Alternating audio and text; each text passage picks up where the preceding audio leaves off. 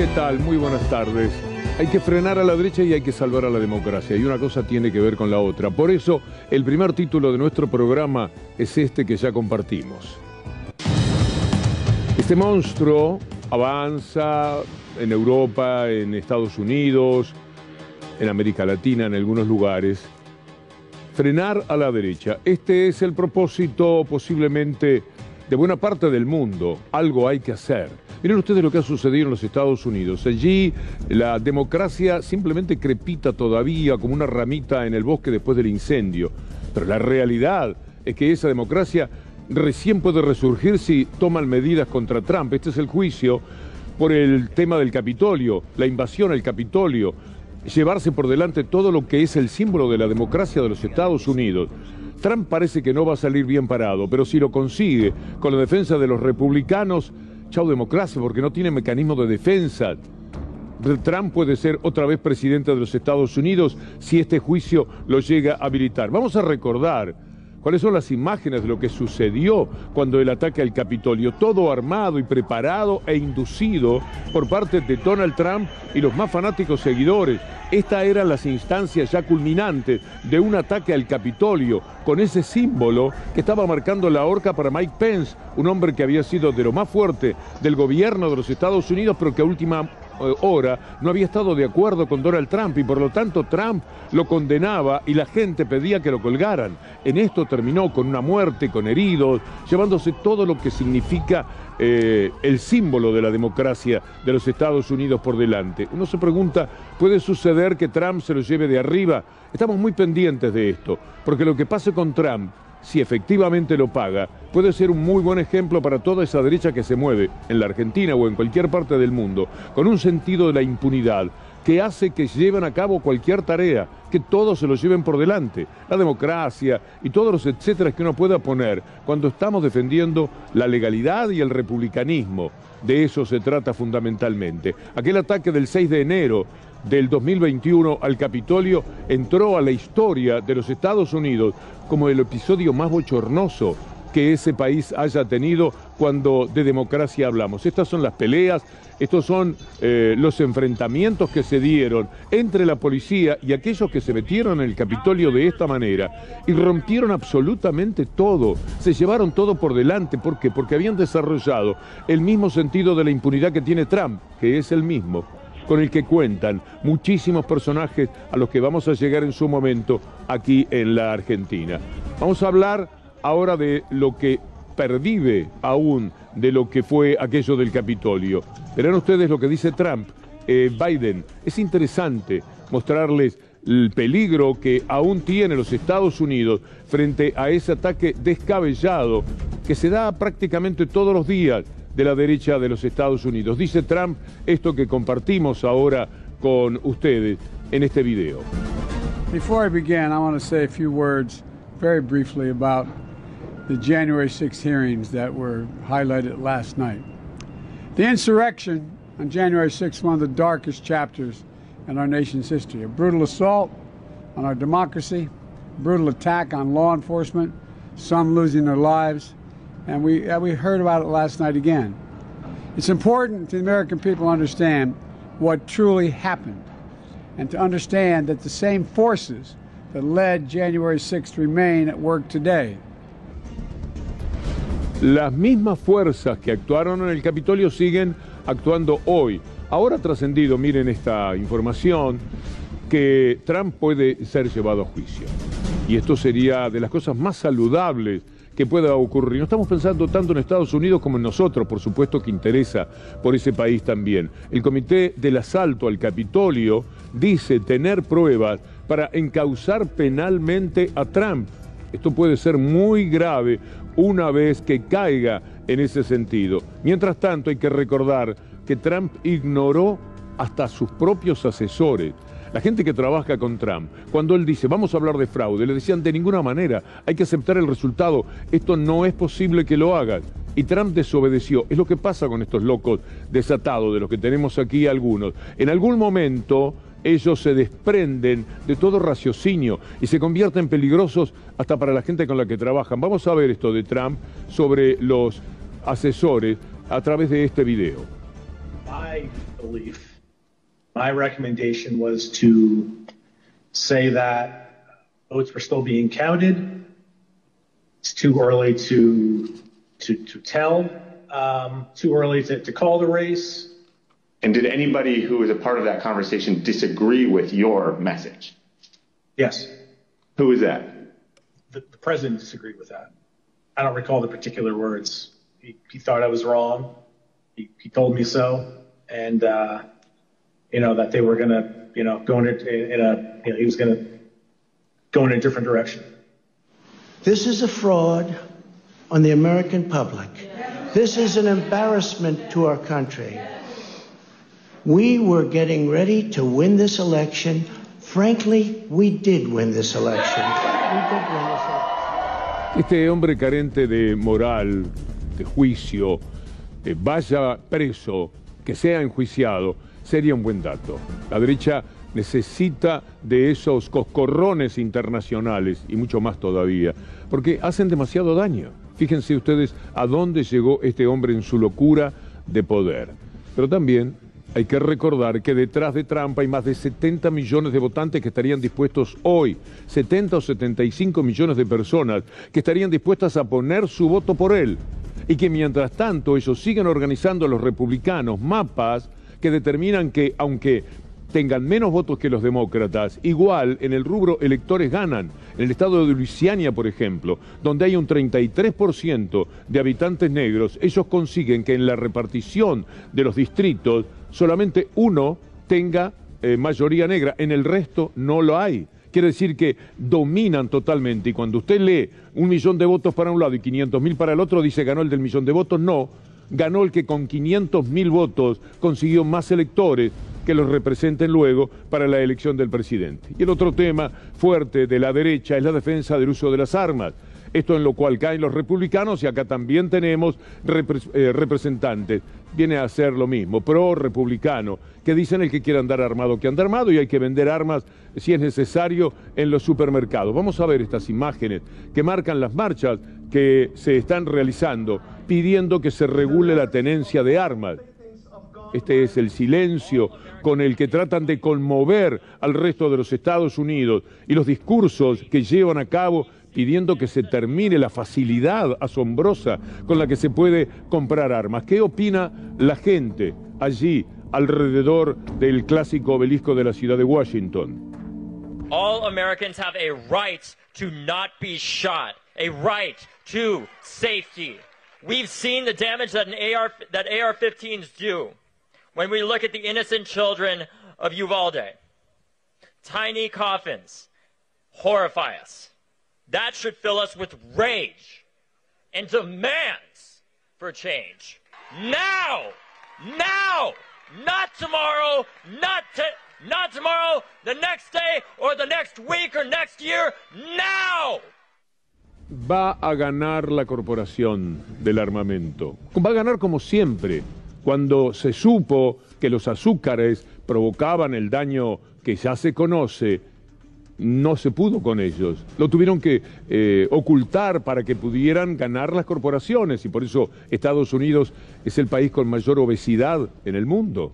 Cuando se trató de luchar contra el tabaco, cruzaron las informaciones científicamente respaldadas con aquellos que decían, bueno, vas a saber, hay muchos motivos por los cuales la gente se muere de cáncer.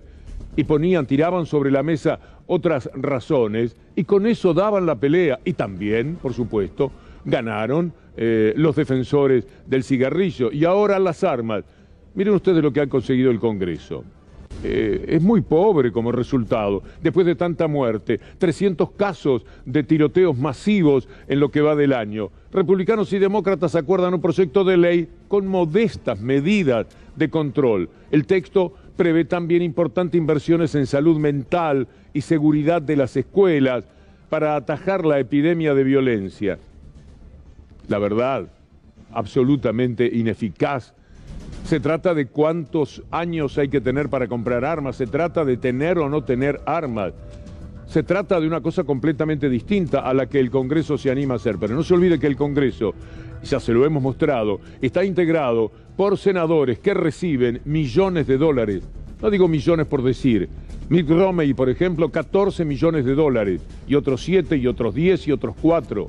Entonces están sentados ahí adentro. ¿Qué ley van a sacar contra la aportación de armas? Absolutamente nada. Están perdidos frente a las corporaciones. El poder político, que ya le corresponde también a las corporaciones, que tiene sus representantes, no tiene nada por hacer. Mire lo que pasa en este video que les vamos a mostrar respecto a la violencia y a la derechización del mundo. ¿Sabe qué son estos? Estos son neonazis que estaban disfrazados, camuflados, como que andaban en un camión de mudanzas.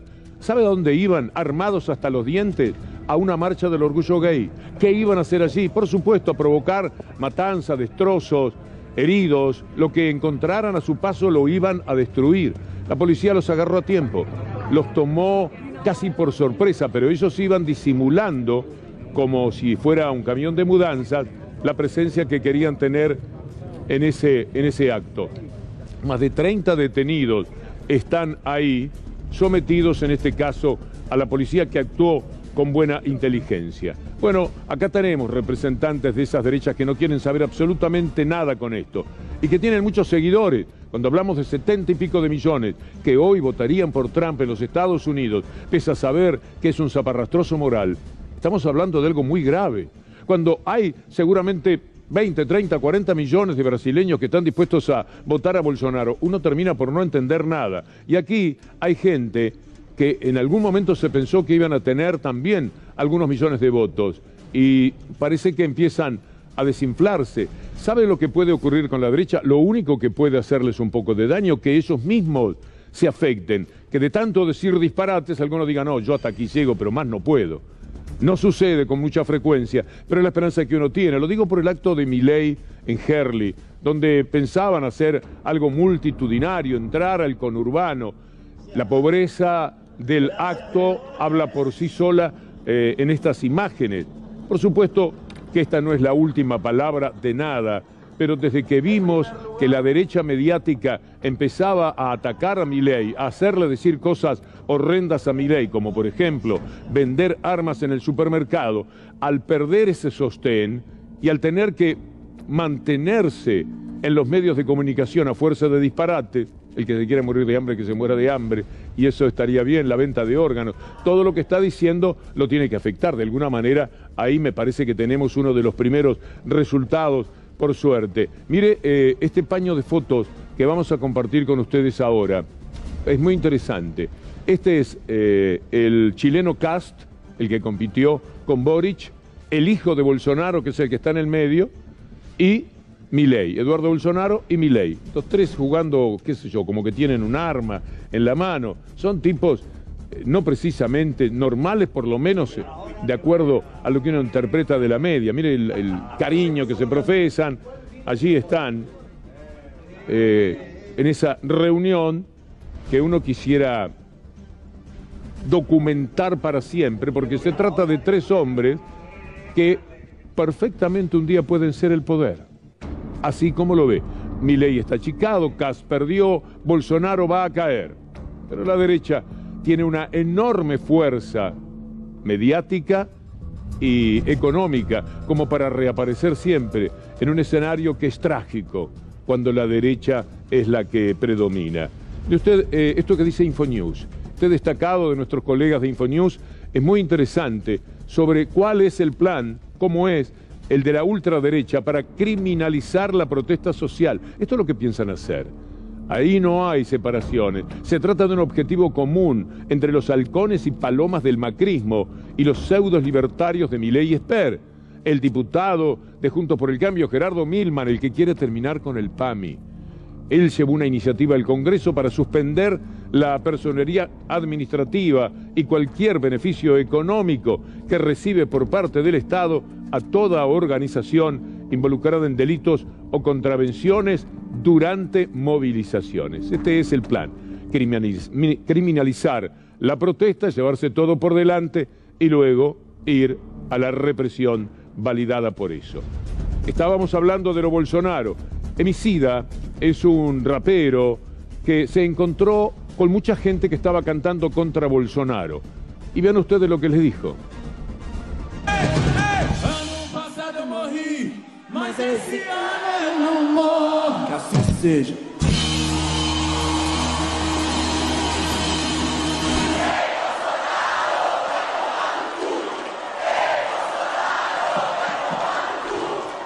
Faz um favor para mim, chegar em outubro, manda esse lixo de volta pro esgoto de onde ele nunca devia ter saído. Pero se van haciendo daño, ¿eh? ¿Sabe la última de Bolsonaro? Privatizar Electrobras, la gran empresa, la mayor de América Latina de electricidad, ahora es privada. Amigos, gente del poder económico internacional, un hombre que se sabe que va a perder las elecciones. Debería tener el sector mediático brasileño, el sector de poder, debería tener la elegancia de decir: este hombre no puede tomar semejante medida que compromete a Brasil por muchos años. Se anota una victoria millonaria, dice Clarín, por supuesto, con la privatización del gigante Electrobras. Todavía es un ídolo para mafias como la de Clarín. Es la empresa de energía eléctrica más grande de Latinoamérica. La operación implica un negocio de casi 7.000 millones de dólares. Y a todo esto, como sabe que por derecha, bueno, por derecha es una manera de decir, no podría ganar, le pide ayuda a Biden, pero no le dice ayúdeme como hizo Macri con Trump. A lo mejor Trump lo hizo motu propio, aquello de darle la ayuda por una cuestión geopolítica. No va y le dice: mire, yo quiero hacer de Brasil tal y cual cosa. No, le dice a Biden: Lula es un peligro para los Estados Unidos. Mire esto. Ahí está. Jair Bolsonaro le pidió ayuda a Joe Biden para ganarle a Lula da Silva. Fue en la Cumbre de las Américas, en una reunión bilateral. Bolsonaro dijo que Lula es un peligro para los intereses estadounidenses. Y tiene razón, porque efectivamente los intereses de Estados Unidos no van a funcionar tan cómodamente con Lula como han funcionado con Bolsonaro. Habrá que ver quiénes son los que finalmente se quedaron con Electrobras. Ahora queremos hacer un recorrido que nos va a llevar al dolor que provoca y la estupefacción lo que ha sido el presunto asesinato de un periodista y un indigenista británicos en Brasil. Aparecieron dos hombres atados a árboles muertos. Están tratando de determinar si se trata de Dom Phillips y de Bruno Pereira, que es el indigenista. Pero esto es gravísimo. Miren ustedes en este archivo qué es lo que se puede apreciar. Ahí está los periodistas, cada uno de ellos haciendo la recorrida. Son gente muy especial, gente muy admirable. Ahí están ayudando a pueblos originarios, denunciando la deforestación, es decir, acompañando en eso a los pueblos originarios. Ahí están en su trabajo de siempre, dándolo todo por el otro. Gente absolutamente admirable. Gente que podría estar muy cómoda, pasándolo bastante bien en Londres, y eligen estar ahí. Eligen entregar, en este caso ya podemos decir, lamentablemente, la vida si se confirman las peores sospechas, aunque todavía no han sido identificados los cadáveres que fueron encontrados. Vamos a ver ahora la información de hoy respecto a esto. Esta es la tarea, quizás es bueno no retirar la mirada de ese lugar. Hallan dos cuerpos en el Amazonas durante la búsqueda del periodista británico Dom Phillips y su acompañante. El embajador de Brasil habló con la familia de Phillips para informarles sobre el hallazgo. Los cuerpos estaban atados a un árbol. Serán enviados a Manaus para una pericia forense. Vamos a ver ahora a Dom Phillips cerca de Bolsonaro, cuestionándolo. Estos hombres son verdaderamente maravillosos, excepcionales, y estaba al lado de uno de los diablos del mundo. Entonces, el diálogo que se generó es este. Os sinais que o governo está dando para a Europa não são super positivos no sentido da proteção do meio ambiente. Por exemplo, o ministro do meio ambiente estava na Rondônia essa semana com uma galera de madeireiros. Como o senhor presidente pretende convencer, mostrar para o mundo que realmente o governo tem uma preocupação séria como a preservação da Amazônia? Por favor. Primeiro você tem que entender que a Amazônia é do Brasil, não é de vocês. Repetindo aqui, nós preservamos mais que todo mundo. Nenhum país do mundo tem moral para falar sobre a Amazônia. Nenhum país do mundo tem moral para falar. Esa era la arrogante y absurda respuesta frente a la pregunta de ese periodista que ahora estaría muerto. Un hombre excepcional al que le corresponderán todos los homenajes de los periodistas y de la humanidad en general. Ver esas secuencias del trabajo que realizaban allí, el que estuvieron haciendo hasta hace pocos días seguramente, emociona, sabiendo el coraje con el que enfrentaba ahí al presidente de Brasil y el coraje para vivir que han tenido, haciendo todo tipo de denuncias que permitieran a los pueblos originarios contar su verdad. Hay marchas de los pueblos originarios que vamos a ver ahora pidiendo por ellos.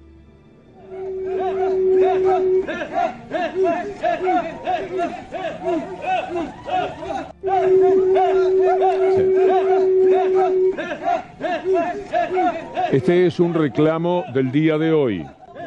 Ahí están.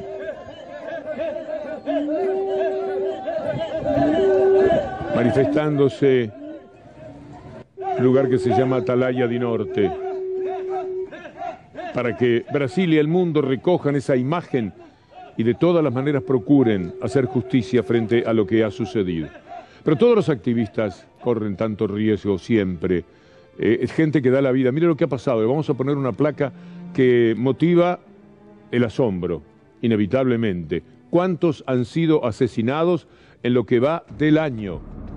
87 defensores de derechos humanos de los pueblos originarios y medio ambiente fueron asesinados en Latinoamérica en 2022. Y en América Latina, 252 activistas. En realidad fueron asesinados en 2021, el 70% de ellos son latinoamericanos, de los 252 activistas.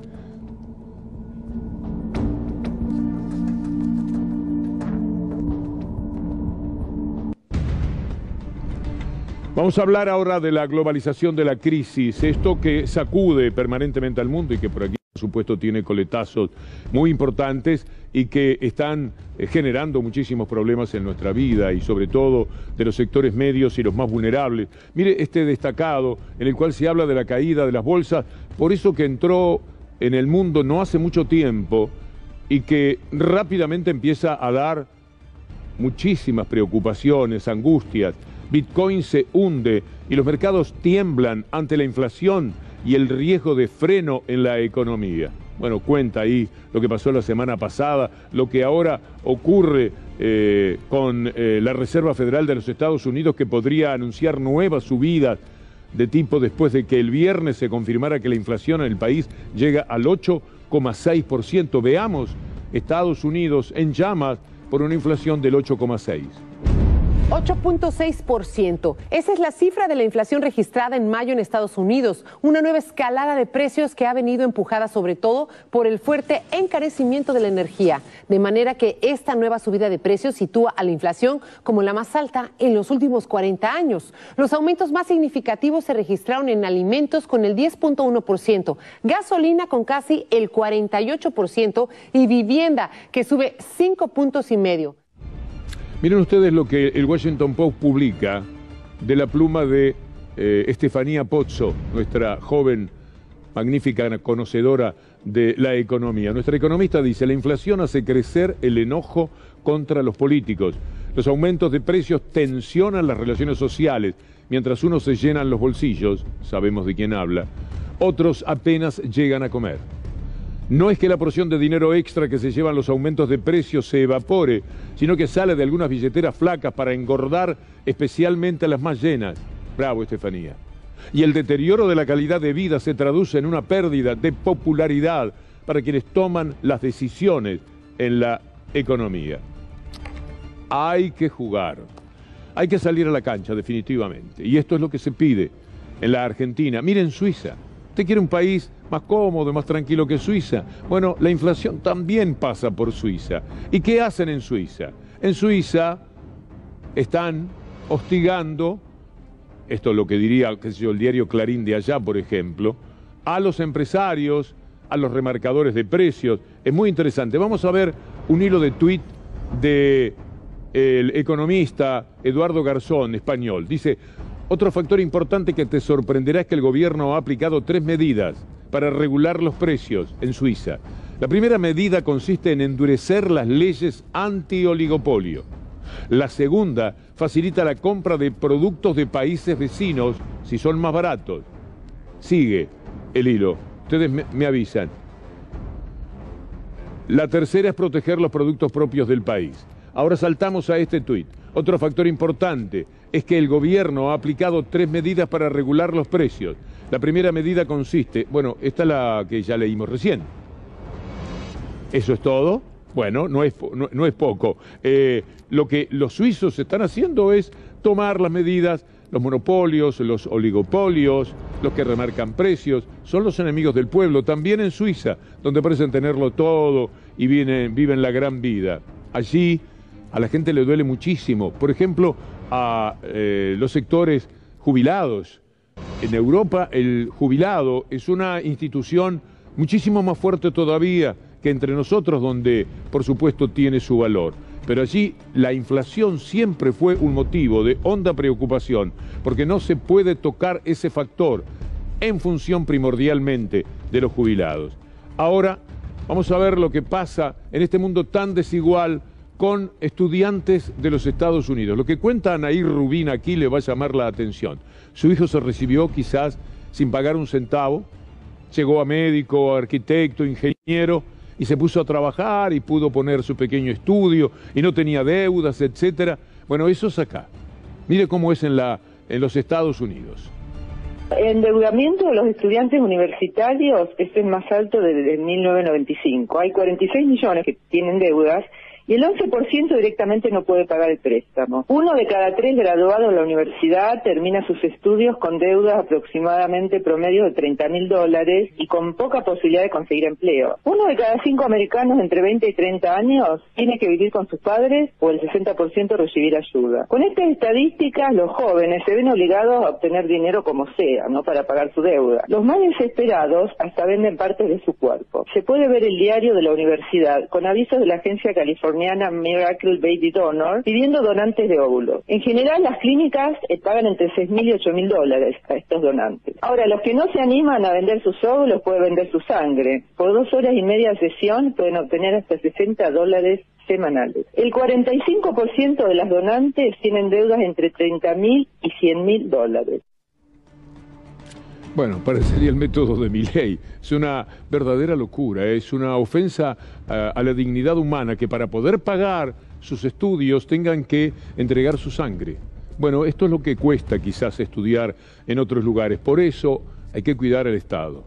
Por eso el Estado fuerte y no una víctima frente a lo privado, a las corporaciones, es el mejor mecanismo de defensa para que, entre otras cosas, su hijo, su hija, siga estudiando. Su hija, pidiéndole disculpas a la gente de la ciudad de Buenos Aires, a los que mandan en la ciudad y prohíben hablar de esa manera. Yo no uso el lenguaje porque no me sale, es una cuestión de larga data, aquella como uno se expresa, pero prohibirlo. Los muchachos jóvenes pueden sí hacerse con el lenguaje inclusivo. Nosotros posiblemente no nos da el tiempo. Yo las veces que quise probar hacerlo y era un zafarrancho, no terminaba haciendo ni una cosa ni la otra. Pero los muchachos cuando aprenden desde abajo lo hacen distinto, es como aprender un idioma. Y en este caso es aprender un idioma de igualdad, una manera de hablar nuestro idioma que instantáneamente nos está hablando de la justicia, de la igualdad, del respeto, de tantas cosas al mismo tiempo con solo una palabra. Pero volvamos a la inflación, volvamos a lo que está pasando en el mundo, porque esto era un agregado sobre la tragedia que significa para un estudiante. Bueno, Obama terminó de pagar su carrera cuando era presidente de los Estados Unidos. Estas cosas pasan en otros países, en ese país particularmente.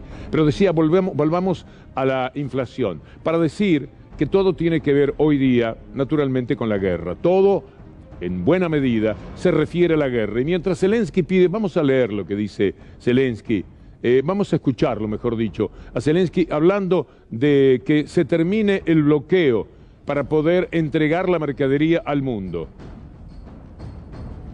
Війна завжди має катастрофічні наслідки, які ніхто не передбачав, але які б'ють по всіх нас. Це схоже на цунамі. Його причина може бути в одній частині океану, а руйнівні наслідки за тисячі кілометрів. Ми зараз вже на порозі такого цунамі, продовольчого цунамі, жорсткої цінової кризи, яка ударить по всіх. І це не тільки про громадян України, по всіх у світі, по середньому класу і по найбідніших. Bueno, esto que pide Zelensky es parte de la locura que instaló a su propio país. Yo no sé, este hombre, cómo puede estar todavía bendecido por ese occidente que manda a un país a la muerte y al exilio, por beneficio geopolítico para ellos, para la OTAN y para los Estados Unidos.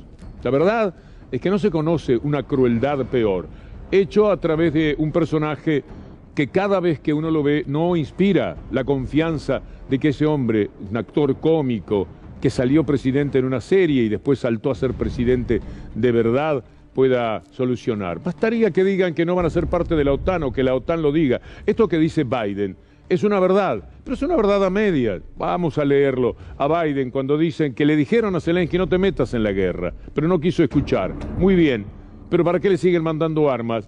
¿Para qué le siguen mandando dinero? ¿Y por qué no dicen de una buena vez que Zelensky y Ucrania no van a integrar la OTAN?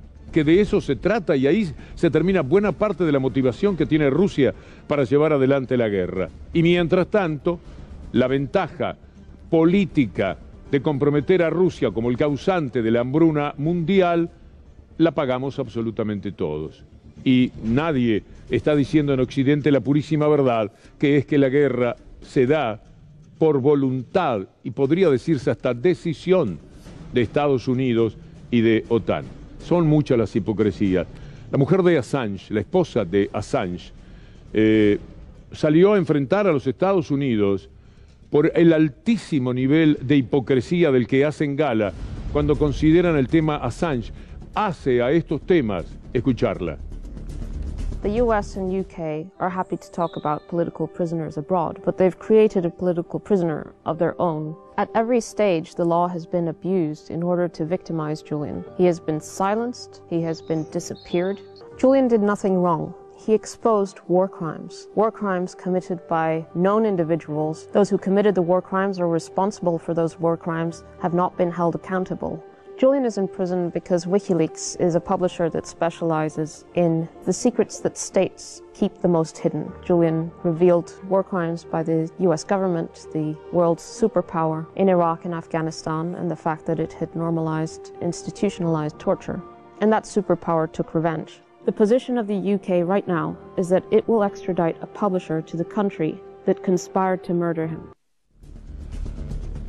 Jorge Mahfoud, notable periodista uruguayo radicado en los Estados Unidos, que va a estar prontamente por Uruguay en el Río de la Plata, publicó una nota que dice la violación de los derechos humanos en Cuba.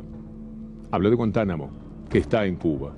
Esta es la verdadera dimensión de la hipocresía. Y con Assange sucede lo mismo. A Don Phillips, lo condenaron a muerte en algún lugar, en un árbol de la Amazonia. Decidieron que ese hombre no podía seguir trabajando para denunciar al mundo la verdad de lo que está sucediendo con la deforestación del Amazonas y con la vida y el trato que le dan a los pueblos originarios. Lo mataron, es lo más probable. Mientras tanto, a Assange lo quieren matar públicamente. Lo quieren llevar a la horca, lo quieren llevar a una silla eléctrica, porque también le contó al mundo verdades que hicieron mejor, un poco mejor por lo menos al mundo, que dignificaron nuestra profesión, que dieron la posibilidad en la Argentina, particularmente a través de Santiago O'Donnell, de conocer verdades que de ninguna manera hubiéramos sabido y que eran imprescindibles conocer para entender la política entre la Argentina y los Estados Unidos. Quisiera yo ahora saber lo que cruzan desde la Embajada de los Estados Unidos al Departamento de Estado cuando están abiertamente contra este gobierno. Esto es lo que pasa. No se puede vivir de esta manera. Biden dice, no, le dije a Zelensky que no se metiera en la guerra, pero ellos le mandan las armas y le mandan el dinero precisamente para que le compre las armas a ellos. Es todo muy loco, pero es exactamente así. Y Biden habla de la libertad de expresión, etcétera, etcétera, los Estados Unidos, y aquí ni hablemos. Pero cuando se trata de la libertad de expresión que comprometió en miles de Wikileaks que se conocieron del mundo entero, eso no les gustó. Y eso también fue una tarea periodística. No dijo que le dieron un cassette corriendo por Palermo, o corriendo por el Central Park, o corriendo por Hyde Park en Londres. No, no. Dijo cómo lo había obtenido a través del trabajo de un hombre que en materia de Internet se ve que lo sabe todo. Y consiguió la información y la compartió con el mundo. Y puede pagarlo con la cárcel por el resto de su vida. Esto es muy hipócrita. A uno lo matan, a otro o lo matan o lo dejan a la cárcel para siempre. Son los que revelan, los que se animan, los que tienen la oportunidad y deciden animarse, porque no a todos se les presenta la oportunidad, que es una bendición de vez en cuando, tener como periodista la chance de hacer algo grande por el mundo. Este es el caso de Assange.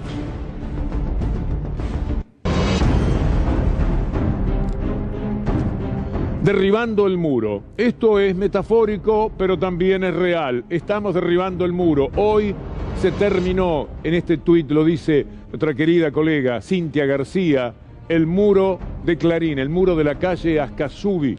Después de 10 años de litigio, se cayó el muro del Grupo Clarín, con rechazo incluido de la Corte Suprema a un recurso de Horacio Larreta en 2017. Es decir, la ciudad estaba accionando, pidiendo una colaboración de la justicia para que no derribaran el muro, porque esa es la voluntad de Clarín, lo era.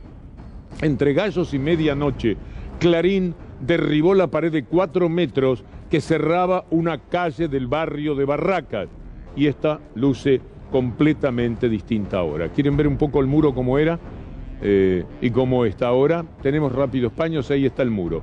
Ese muro cerraba el paso de la calle Ascasubi. Toda la gente que estaba del otro lado no podía venir por este lado para este otro sin dar la vuelta de 2 o 3 cuadras a la manzana, porque ellos habían hecho su estacionamiento, tenían sus talleres, cerraron una calle. Esto no tiene parangón en el mundo, robarse una calle. Ahora tienen Tacuarí también tomada. Ahora podemos ver la calle sin el muro, porque me dará mucho gusto. Nosotros pasamos nuestras peripecias cubriendo esa información. Ahí está el momento en el que derriban el muro, pero es una toma lateral, no quieren que se vea, pusieron ese camión ahí y no lo podemos ver. Bueno, ya iremos mañana para hacer la comparación. No nos van a privar de eso, como nos privaron alguna vez de hacer la nota. ¿Se acuerda de aquel ataque de la patota de Clarín? Brevemente, en 2 segundos, porque ya la hemos visto demasiadas veces, pero siempre es bueno el recordatorio de que estamos frente a una mafia que tiene patoteros chicos como aquellos que atacaron a este periodista y a todo un grupo de periodistas que me acompañaban para hacer la nota. Pongámosla brevemente y salimos enseguida de este tema, porque esto es lo que... Ahí está, cuando nos echaban, ya nos habían tirado el auto encima y ahí estaba la discusión entre los vecinos, porque eran los vecinos los que pedían que sacaran ese muro, pero otros estaban entongados como los muchachos de la patota, y ese corpulento señor vino y nos sacó de todas las maneras violentas que uno pueda concebir. Bueno, veamos ahora ya en acción hoy a la mafia. Vea esta tapa y aprendamos a que hay que saber leer los diarios, hay que entenderlos.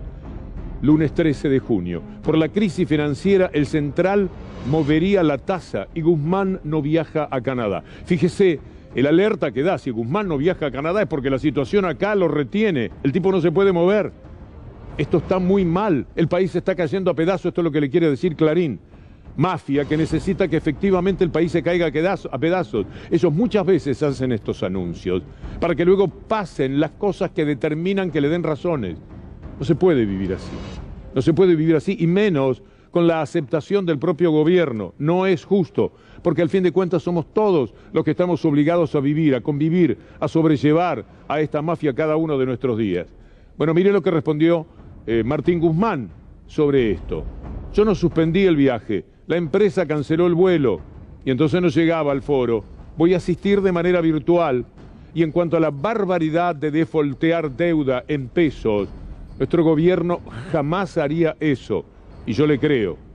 Y usted también. El crédito en la moneda propia es un pilar de todo Estado soberano, pero Clarín iba por otro lado. ¿Y sabe lo que hicieron? Después del tuit de Guzmán, sacaron esta noticia, es muy gracioso. Clarín dice a continuación, en el muro que le ponen a la posibilidad de informarnos debidamente, lo tenemos, cuando dice que Guzmán salió a desmentir versiones. Martín contra las versiones de un posible default. Las versiones eran de ellos. Son increíbles. Martín Guzmán contra las versiones nuestras de un posible default. Nuestro gobierno jamás haría eso. Ahora le invito a ver esto para que más o menos vea cómo se está jugando el partido en la Argentina desde el punto de vista mediático. Yo veía, no sé si viste la foto del avión cuando partieron para la cumbre de las Américas. ¿Qué le pasó? ¿Le tiraron un tarro de pintura? Ah, no, eso sí.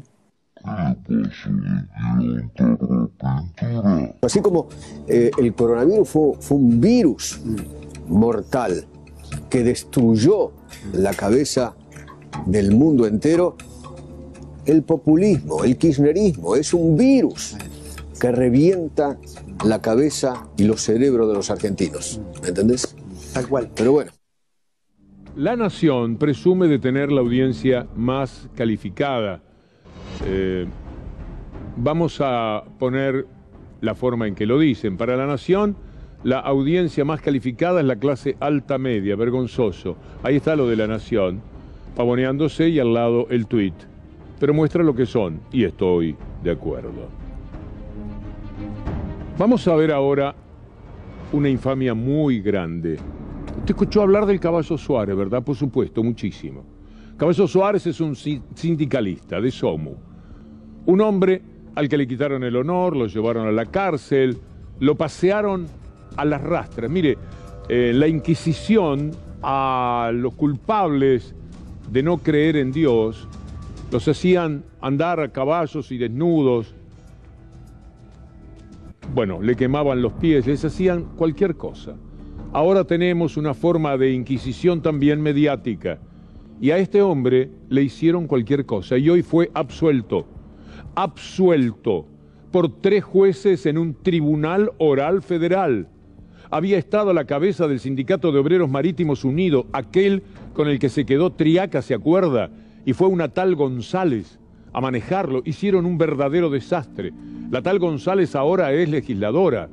Es decir, hicieron dulce con tener ese lugar, que le robaron al Estado. Por supuesto, todo lo que acusaban del Caballo Suárez era porque alguna vez Cristina habría dicho algún elogio de Suárez en tanto sindicalista. Y siempre le daban por ese lado. El sindicalista preferido, decían, de Cristina Fernández de Kirchner es un ladrón, un prepotente, un violento, cualquier cosa que sirviera para denostar a ese hombre, que hoy, después de haber estado preso, sabe que la justicia, el tribunal oral, con los 3 votos de los jueces, lo considera absuelto. Vean esto. Una pregunta, primero una introducción. En realidad, el Caballo Suárez es el tercer sindicalista preferido de Cristina que queda en problema con la justicia. El primero fue Juan José Zanola, del gremio bancario, que está procesado por la mafia de los medicamentos, yendo a juicio oral y público. El segundo fue Pedraza, que está preso por el asesinato de Mariano Ferreira, el dirigente del PO, y ahora tenemos el caso de Caballo Suárez, que tiene 2 delitos muy graves. Uno es obstrucción de la nave.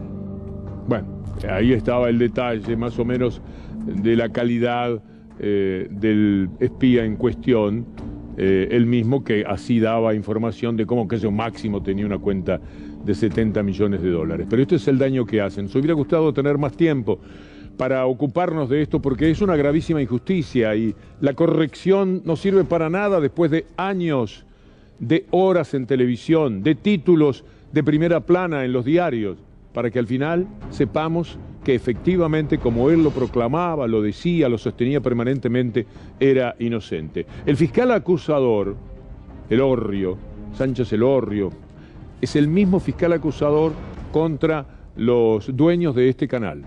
No le va nada bien, no acierta una. Pero ¿qué le importa? Sirven a la cuestión mediática, sirven a la finalidad fundamental, estigmatizar y perseguir. Este es el resultado político. El legal, cuando se sabe con el tiempo, ya no tiene peso. ¿De qué sirve ahora saber la verdad? Al Caballo Suárez le darán ganas de llorar con su familia, abrazado, porque le habrá dicho 1000 veces a la propia familia, a los amigos: soy inocente, esto no tiene nada que ver conmigo. ¿Cuántas veces? ¿Cuántas veces lo visitaron en la cárcel? Usted sabe lo que es visitar a un familiar en la cárcel, la mirada de los demás, etcétera.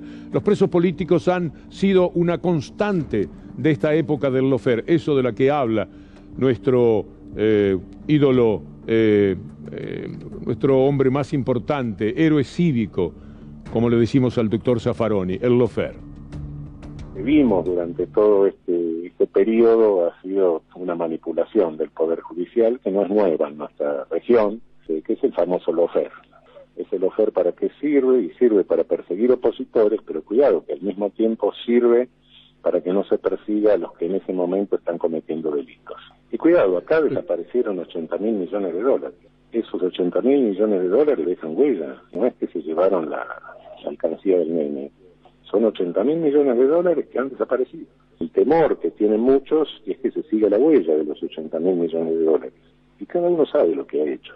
Entonces, cualquier cosa que se haga en la justicia que posibilite eso, hay quien se siente arrinconado. Es notable como lo hacían. Caballo Suárez. Y no doy otros nombres porque me duele. Pero lo hicieron con tantos y nosotros mirábamos para ese lado a ver qué pasaba con Caballo Suárez. Y esos, mientras tanto, estaban robando con sus amigos al país. 80.000 millones de dólares, unas monedas. Esta es una historia tenebrosa, truculenta, imposible de soportar calladamente. Y el que lo hace, naturalmente, es un cómplice y sabrá perfectamente cuál es la medida de esa complicidad, debilidad o conveniencia. Mire usted lo que pasa con Vicentín. Usted por casualidad está mirando el canal y usted dijo: somos todos Vicentín. Usted habló por esos ladrones, salió a las calles por esos ladrones como miles y miles de personas en Buenos Aires y en otras ciudades de Córdoba, de Santa Fe. Mire lo que está pasando ahora, lo que Juan Amorín, nuestro notable joven periodista, denunciaba en su programa Conflicto de Intereses. Y acá te estamos mostrando que hay una empresa que le debe decenas de miles de pesos, cientos de millones de dólares al Estado, que nunca los pagó y que se pusieron de su lado, y que hubo dirigentes políticos que, como es corrupción privada, dicen: no, bueno, mejor acá no meterse. Acá está, ¿no?, el famoso operativo Vicentín. Un documento que habla de narrativa, que habla de medios de comunicación a los que había que contactar, que habla de periodistas, puntualmente, a los que había que contactar para descriminalizar a la compañía. Esto es un documento que figura en el expediente judicial. Al Banco Nación le deben 34.628 millones de pesos. Perdón, Banco Ciudad, que tiene catalogado a Vicentín como deudor irrecuperable. 620 millones de pesos. Los dirigentes políticos de Juntos por el Cambio, que administra el Banco Ciudad, salieron con los cartelitos de todos somos Vicentín.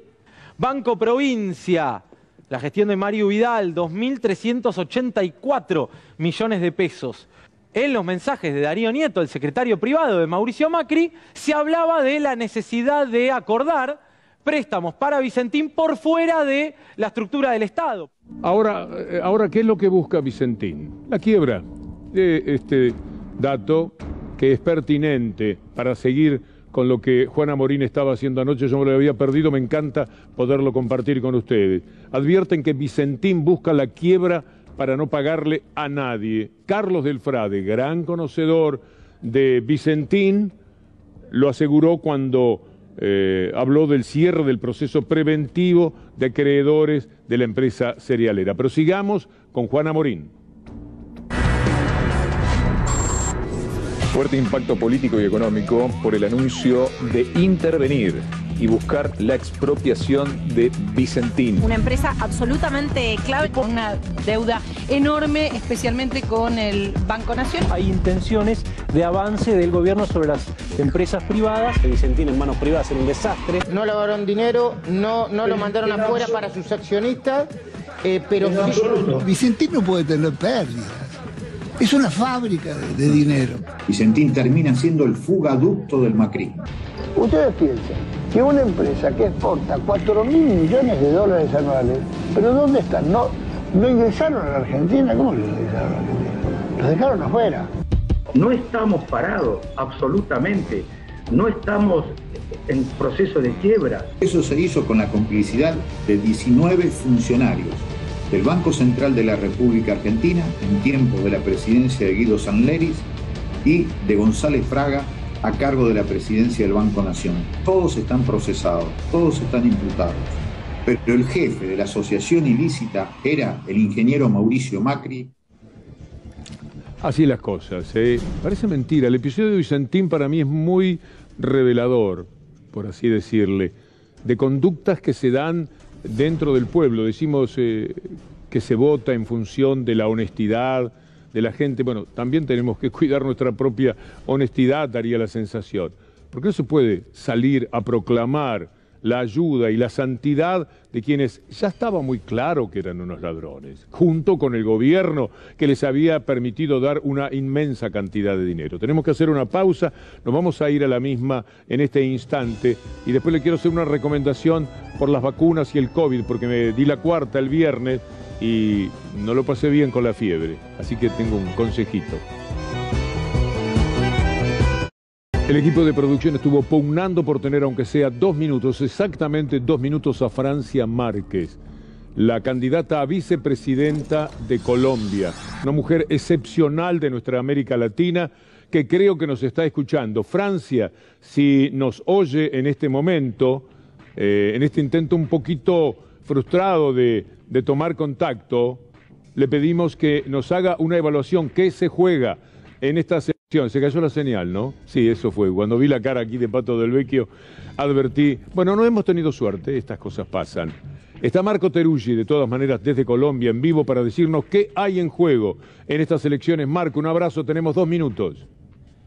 ¿Qué tal? ¿Cómo está Víctor Hugo? A toda la audiencia. Bueno, ya son los últimos días antes de la elección.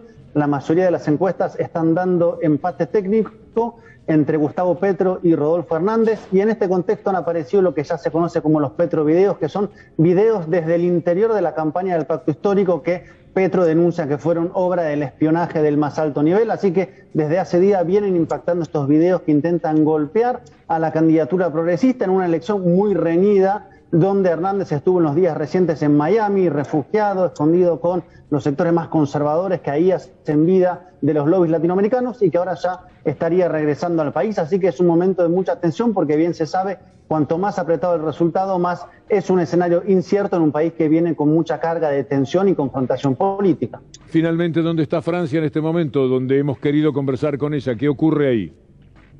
Está en un acto, Francia está en campaña, yo estoy acá en la ciudad de Cali, cerca de ella, intentando cubrir, contar lo que está pasando, y ella está actividad tras actividad. La verdad que su receptividad es muy grande entre la gente. Ella camina por la calle, se le acercan, la abrazan, lloran, piden a la gente que la rodee, que la cuiden. Es realmente un liderazgo popular muy importante, venido de las comunidades afrocolombianas más excluidas, dirigente ambientalista. Es efectivamente la primera vez que una mujer con esta estructura, historia de vida, narrativa, llega a este lugar, y esto también es parte de lo que propone la alternativa del Pacto Histórico progresista, que sería el primer gobierno de esta característica en la historia colombiana. Marco, muchísimas gracias, nos reencontramos mañana, Dios mediante. Y ustedes también, amigos, ahora se quedan con Gustavo Silvestre en minuto 1. Vamos a compartir con ustedes nuestro encuentro mañana después de Luli Trujillo. Hasta entonces, muchas gracias.